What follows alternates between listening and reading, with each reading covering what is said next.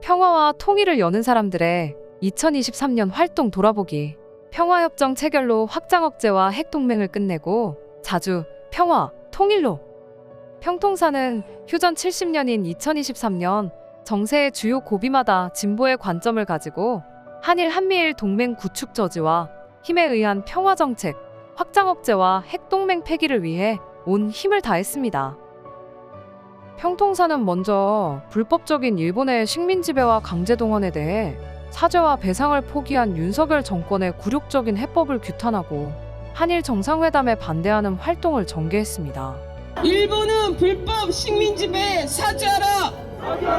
평통사는 가해자인 일본의 편에 서서 국익과 주권을 짓밟는 윤석열 정권의 반주권성, 몰 역사성 및 친미, 친일적 본질을 폭로했습니다. 5월에는 전국의 회원들이 모여 기시다 일본 총리에게 불법 식민지배 사죄 배상, 한일동맹 구축 반대를 하루 종일 집회를 하며 힘차게 외쳤습니다. 평화통일연구소에서 펴낸 일본적 기지 공격능력 보유와 행사는 한반도와 동북아의 평화를 파괴하는 블랙홀이라는 소책자를 가지고 회원 집중 교육을 진행했습니다.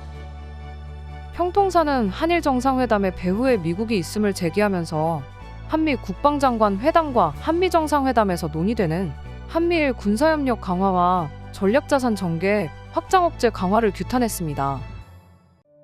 한미 핵협의그룹 신설 등을 합의한 한미 정상의 워싱턴 선언은 이미 일상화된 한반도의 핵대결을 더욱 격화시키고 유사시 핵 의존도를 높임으로써 한반도 핵전쟁 가능성을 높입니다. 이에 맞서 평통사는 핵동맹과 확장 억제 폐기를 촉구했습니다.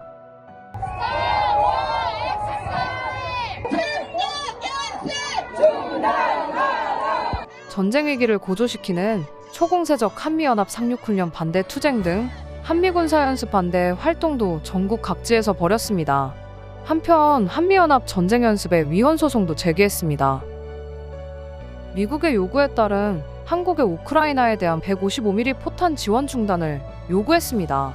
또한 미국이 반인도적 무기를 지원하는 것을 강력히 규탄했습니다. 논산에서도 확산탄 생산공장 설립을 반대하는 활동을 진행했습니다. 기만적인 사드 부지, 환경영향평가, 주민설명회를 온몸으로 막아 나선 주민들과 함께하고 매일 아침 진행되는 사드 공사 저지 평화행동에 꾸준히 결합했습니다. 4월과 9월 소성리 범국민대회에 전국의 평통사 회원들이 참여하여 주민들의 사드 철거 투쟁에 힘을 보탰습니다. 6월에는 1945년 히로시마 나가사키 핵무기 투하의 법적 책임을 미국에게 묻는 원폭국제민중법정 첫 번째 국제토론회를 성사시켰습니다. 회원들의 집단적 참가와 열의에 힘입어 미국의 1945년 핵무기 사용을 불법으로 규정하고 나아가 현재와 미래의 핵무기 위협과 사용도 불법으로 규정할 수 있는 이론적 토대를 마련했습니다. 1차 국제토론회가 성사되면서 일본과 유럽 그리고 미국의 평화운동이 한국 원폭 피해자 문제와 원폭 민중법정에 주목하기 시작했고 2024년 히로시마 2차 토론회와 2026년 뉴욕 민중법정의 성사 가능성은 더 높아졌습니다. 일본 원수폭 금지 세계대회와 10월 뉴욕 핵무기 금지 조약 당사국 회의에 대표단을 파견하여 원폭 국제 민중법정을 알리고 해외 단체들의 공감과 참여를 끌어냈습니다. 효순미선 추모 21주기 행사는 많은 청년 청소년들이 참여하여 자주평화운동의 의미를 배울 수 있었고 참가자들에게 기록관 부지 마련 소식을 공유하며 기록관 건립에 나설 것을 약속했습니다.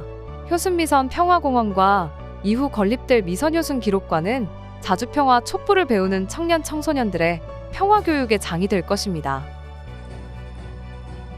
휴전 70년 7.27 평화홀씨마당은 평화협정 체결로 확장 억제와 핵동맹을 끝내고 자주평화 통일을 실현하자는 주제로 우리의 과제를 분명히 했습니다. 미 대사관까지의 평화행진과 타단체와의 연대집회 참가를 통해 전쟁을 끝내고 평화협정 체결과 한반도 비핵화를 실현하기 위해서는 핵동맹과 확장 억제가 폐기돼야 함을 힘차게 외쳤습니다. 8월 한미일 캠프 데이비드 정상회담에서 사실상 한미일 동맹이 선언되고 11월엔 한미일 국방장관 회담, 한미안보 협의회의, 한 유엔사 회담이 진행되며 한미일 동맹 구축이 가속화되는 것에 대해 평통사는 한미일 동맹 구축 중단과 확장 억제 정책 폐기, 유엔사 해체 목소리를 힘껏 냈습니다.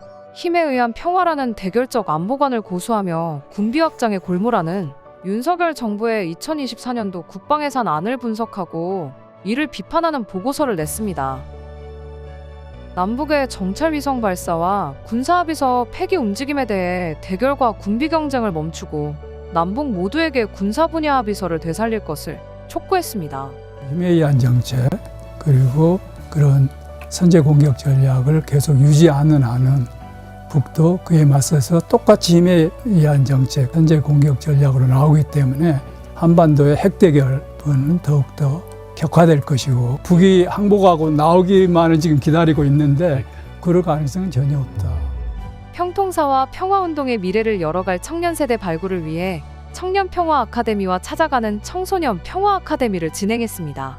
한국 사회의 문제가 분단 체제에 정말 많이 기반을 해 있고 평화를 아는 것이 그래서 중요하다라는 생각이 좀 드는 것 같습니다. 한반도의 미래라고 할 수 있는 우리 청년들이 평화통일을 만들어가는 세상을 함께 하고 싶어서 가만히 앉아있어서는 평화로운 세상을 만들 수 없기 때문에 자신이 할 수 있는 일들을 실천하면서 희망이 되기를 포기하지 말아야겠습니다. 전국의 청년 청소년들이 전쟁의 참상을 경험하고 평화통일의 미래를 다짐하는 캠프에도 함께했습니다.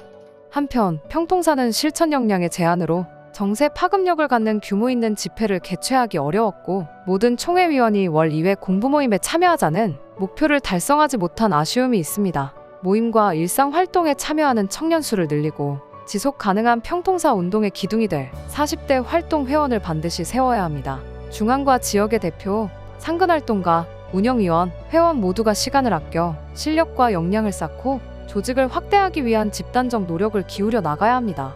과학적인 정세 분석과 대안 제시로 국민들을 설득하고 소속 리딩 현장에서 진정성 있게 투쟁하고 정세의 요구에 부응하며 헌신적으로 활동하는 평통사의 힘은 회원들에게서 나옵니다. 공부하고 실천하며 세상을 바꾸는 사람들이 바로 우리 평화와 통일을 여는 사람들입니다. 평화를 원하거든 평화를 준비하라. 2024년에는 평화협정 실현으로 확장 억제와 핵동맹을 끝내고 자주 평화와 통일 그리고 민족의 내일을 열어나갑시다.